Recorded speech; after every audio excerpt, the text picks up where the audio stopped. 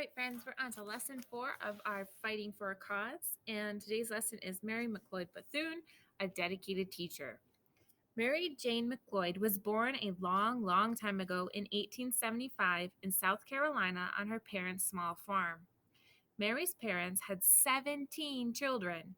Mary was the 15th child. Mary was the only member of her family to go to school and receive an education. Her brothers and sisters were needed to work on the family farm. However, it wasn't an easy thing for Mary to go to school. She walked about 5 miles to school each day, and then she walked home again. Mary didn't mind. Going to school was a privilege that few African American children had, especially girls. Mary was an excellent student. She learned easily and quickly.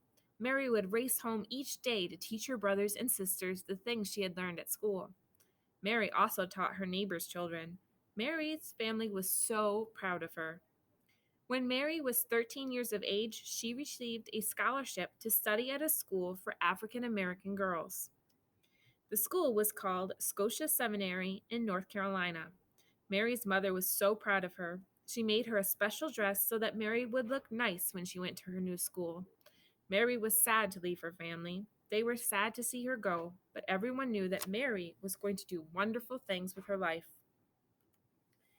After attending Scotia Seminary, Mary received another scholarship, this time to a school in Chicago.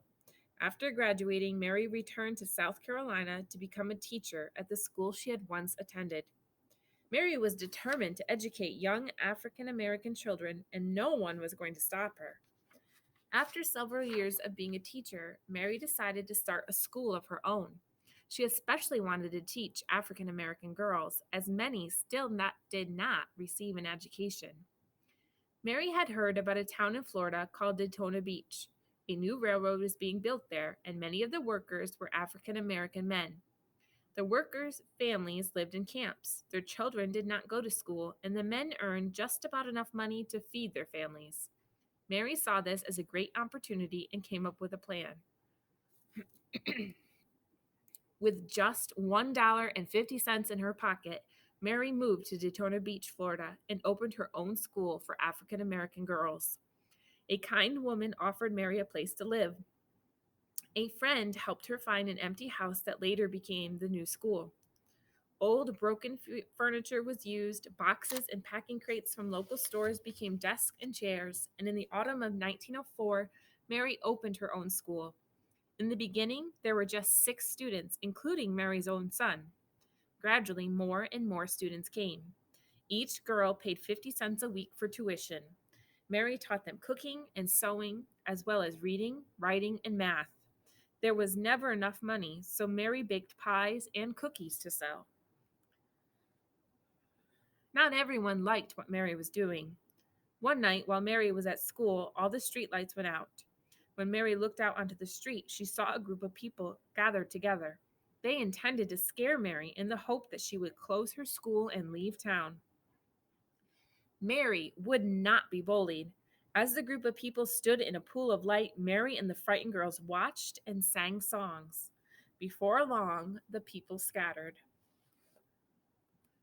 3 years later, Mary moved her school to a new location, a 32-acre farm with 14 buildings. The 400 students at the school grew their own food. Mary was very proud of what she had achieved. Later, Mary's school joined with a school for African American boys and eventually became the Bethune-Cookman University. Mary's school started with 5 young African American girls and her son. It eventually became a 4-year university with over 1,000 students that still exists today. Mary became the president of the school. However, Mary wasn't quite finished. There was more work to be done. Mary opened up her own hospital. Many African Americans received treatment in Mary's hospital. In addition to promoting education and health care, Mary joined forces with various groups who were campaigning for the right for women to vote. As you've already discovered, in the early 1900s, women could not vote. Because she believed all people had the right to an education and to have books to read, Mary opened up a library that provided free reading material to anyone who wanted it. Mary was doing amazing things. During this time, African American men had the right to vote, but they weren't always able to. In order to vote, men had to be able to read and write. Mary held classes at night so that African American men who had not had the opportunity to go to school could learn these skills and therefore be able to vote. Once again, people tried to scare Mary away. They did not like what she was doing. Mary ignored them and continued her work. Mary always believed in the power of education. The whole world opened to me when I learned to read, she once said. Mary's efforts had not gone unnoticed. Three U.S. presidents asked Mary for advice. President Coolidge invited her to attend his child welfare conference. President Hoover asked her to head up the White House Conference on Child Health, and President Roosevelt named her as a special advisor on minority affairs. Mary had also become a founder and the first president of the National Council of African American Women. For many years, Mary worked closely with Eleanor Roosevelt. Mary became director of the Division of Affairs and of the National Youth Administration. She was the first African American woman to become head of a federal agency or organization. Mary wanted all African Americans to become fully involved in American society. Mary received many honors for her work. She received the Springen Medal for her efforts in educating African Americans. This medal is given each year by the National Association for the Advancement of Colored People to an African American. As you've already heard, Mary was part of a special group of advisors known as the Black Cabinet. Mary herself asked President Roosevelt to choose more talented African Americans for important jobs. Today, we have an African American president. Well, we used to, right? Without people like Mary, it is possible that that might have never happened. Mary mcLoed Bethune died on May 18, 1955. On July 10, 1974, 99 years to the day after Mary's birth, a statue of Mary was placed in Lincoln Park in Washington, D.C. Mary was the first woman and the first African American to be honored in this way. A portrait of Mary hangs in the state capitol of South Carolina, a great honor for a woman who fought against discrimination and worked tirelessly for young African Americans.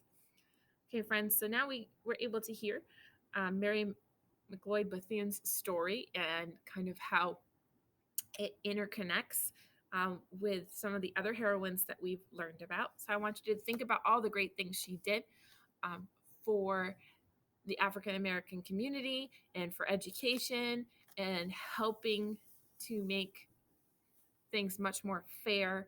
And I want you to really think about what's important. What was her message that she wanted everyone to understand? So take a look at your seesaw activity to share with the class.